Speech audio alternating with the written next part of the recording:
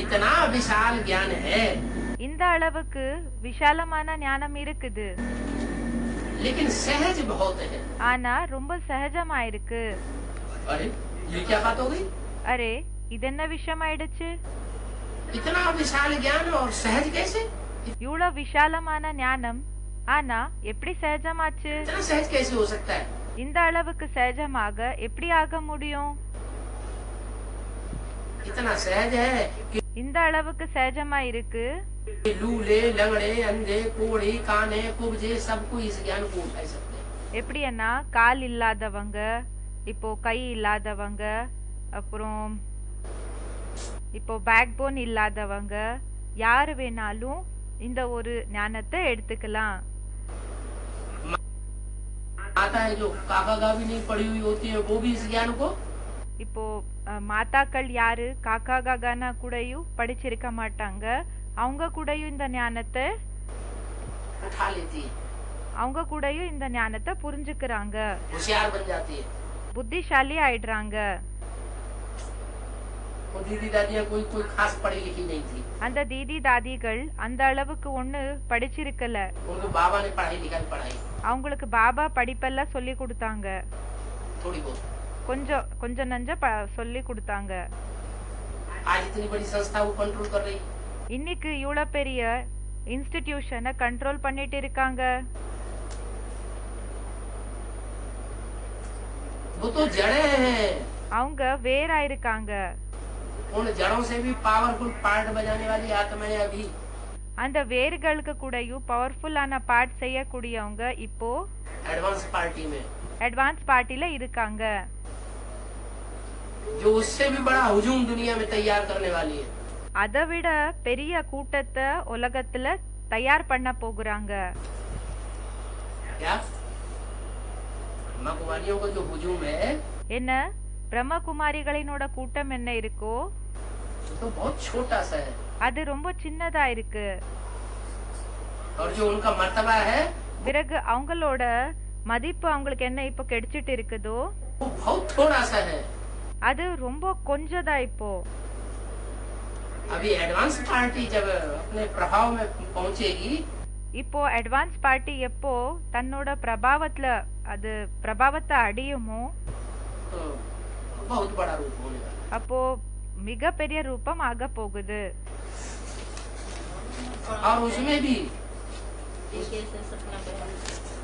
माताएं काम करेंगी, அதுல கூடயும் மாதாக்கள் ஒர்க் பண்ணுவாங்க, माताएं कंट्रोल करेंगी, மாதாக்கள் கண்ட்ரோல் பண்ணுவாங்க। क्योंकि माताओं का मर्तबा बाप बढ़ाने के लिए आया हुआ। ஏன்னா மாதாக்களினோட மதிப்பு மரியாதைய அதிக பண்றதுக்காக அப்பா வந்திருக்காங்க।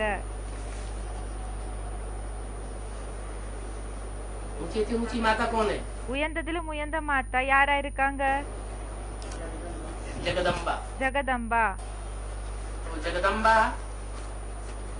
दीदी दादियों के मुकाबले, जो वर्तमान की दीदी उनके मुकाबले இப்போ தீதி தாதிகளுக்கு ஒப்பிட்டு பார்த்தா, இப்போ நிகழ்காலத்துல இருக்கக்கூடிய தீதி தாதிகளுக்கு ஒப்பிட்டு பார்த்தா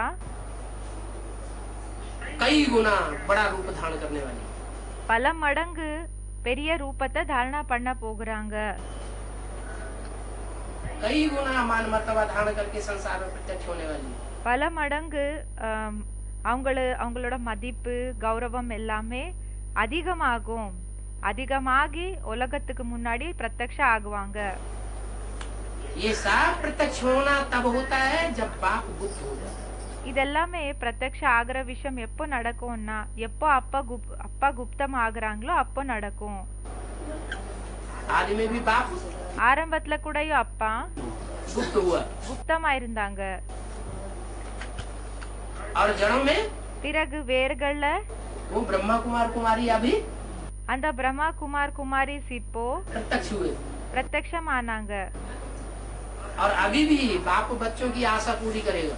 பிறகு இப்ப கூடயும் அப்பா குழந்தைகளினோட ஆசைகளை நிறைவேற்றுவாங்க।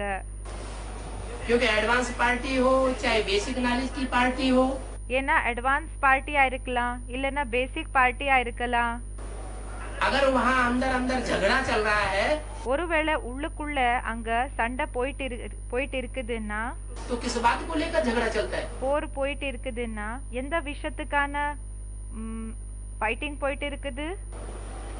मूल झगड़े का मुद्दा कौन सा होता है? மூலமான சண்டைக்கு காரணம் என்ன नहीं मालूम। தெரியாதா? अधिकार। அதிகாரம். हमको अधिकार मिलना चाहिए, हमको कुर्सी मिलनी चाहिए। நமக்கு அதிகாரம் வேணும், நமக்கு சீட் வேணும். हमारी बात क्यों नहीं मानी जाती? என்னோட பேச்சை ஏன் கேக்குறது இல்ல? हमको क्यों नहीं पूछा जाता? நம்மள ஏன் கேக்குறது இல்ல? அப்படின்னா நமக்கு ஏன் கௌரவத்தை செலுத்துறது இல்ல? बाहर की दुनिया में भी अधिकार की लड़ाई चलती है। வெளி உலகத்துல கூடயும் அதிகாரத்தினோட ஃபைட் தான் போகுது. और आधार मूर्तों की दुनिया में भी अधिकार की लड़ाई चलती है। பிறகு ஆதார மூர்த்தியினோட உலகத்துல கூடயும் அதிகாரத்தினோட ஃபைட் தான் போயிட்டு இருக்குது. और बीज रूप आत्माओं की तीसरी दुनिया में भी பிறகு பீஜரூபி ஆத்மாக்களினோட மூணாவது உலகத்திலயும் अधिकार की लड़ाई, அதிகாரத்தினோட ஃபைட் தான் போயிட்டு இருக்கு.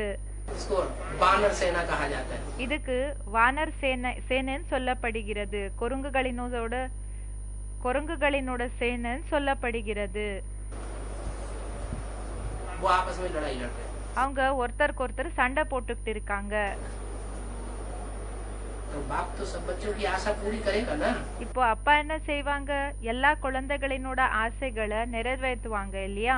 करेगा कि नहीं करेगा? நிறைவேற்றுவாங்களா இல்லையா? है? करेगा? நிறைவேற்றுவாங்க.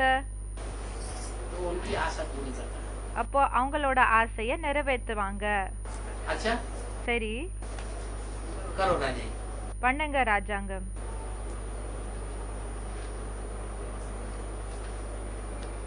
लेकिन अंत में क्या होता है? ஆனா கடைசில என்ன ஆகுது? माताओं का खूब मर्तबा बढ़ाते हैं। மாதாக்களினோட பேரு புகழன்றது, மதிப்பு கௌரவம் என்றது ரொம்ப அதிகம் பண்ணுவாங்க. बढ़ते बढ़ते बढ़ते बढ़ते फिर अंत में क्या करते हैं? அதிக ஆகி ஆகி ஆகி கடைசில என்ன ஆயிடுது? अरे सीढ़ी का चित्र भूल गए? அரே, ஏணி படத்தினோட சித்திரம் இருக்கு இல்லையா, அது மறந்துட்டீங்களா?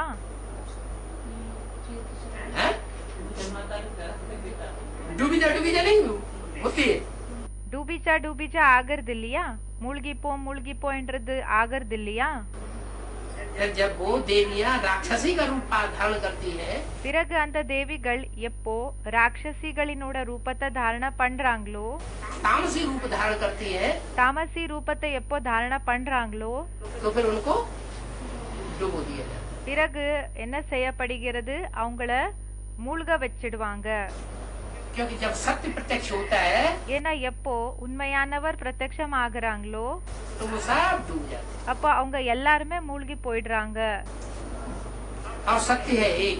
பிறகு உண்மையானவர் ஒருத்தர் தான். ऐसे नहीं कि 3 दादियां तिरंगे झंडे में बैठाई दी जाए। அப்படி கிடையாது. இப்போ 3 தாதிகளை அந்த திரிமூர்த்தி கொடி இருக்கு இல்லையா, அதுல உட்கார வச்சுட்டாங்க. और वो त्रिमूर्ति शिव बन जाएगा। மூவர்ண கொடியில உட்கார வச்சுட்டாங்க. அவங்க திரிமூர்த்தி சிவ ஆயிட்டாங்க. 3 मूर्तियां शिव बन जाएगी क्या? 3 மூர்த்திகள் சிவன் ஆயிடுவாங்களா? 3 मूर्तियां ऊंचे ऊंचे भगवान बाप बन जाएंगी क्या? 3 மூர்த்திகள் உயர்ந்ததிலும் உயர்ந்த பகவான் அப்பா ஆயிடுவாங்களா? नहीं, இல்ல. 3 मूर्तियों में एक ही मूर्ति सबसे ऊंची तो ऊंची है। 3 மூர்த்திகள்ல ஒரே மூர்த்தி தான் எல்லாத்தை விட உயர்ந்ததிலும் உயர்ந்தவங்க ஆயிருக்காங்க. जो भगवान के रूप में संसार में प्रत्यक्ष हो सकती है। யாரு பகவானினோட ரூபத்துல உலகத்துல பிரத்யக்ஷ ஆகுவாங்க. तो बाप अंत में फिर प्रत्यक्ष होता है। இப்போ அந்த அப்பா கடைசில திரும்பியும் அப்படின்னா மறுபடியும் பிரத்யக்ஷ ஆகுவாங்க. और प्रत्यक्ष होकर के பிறகு பிரத்யக்ஷமாகி एक तरफ आखिरी स्थापना का नजारा, பிறகு பிரத்யக்ஷமாகி एक तरफ आखिरी स्थापना का नजारा, ஒரு சைடு லாஸ்ட் ஸ்தாபனையினோட சீனு, और आखिरी विनाश का नजारा होता है। பிறகு லாஸ்ட் விநாசத்தினோட சீனு ஏற்படுது. और नई दुनिया की स्थापना, பிறகு புது உலகத்தினோட ஸ்தாபனை ஆயிடுது.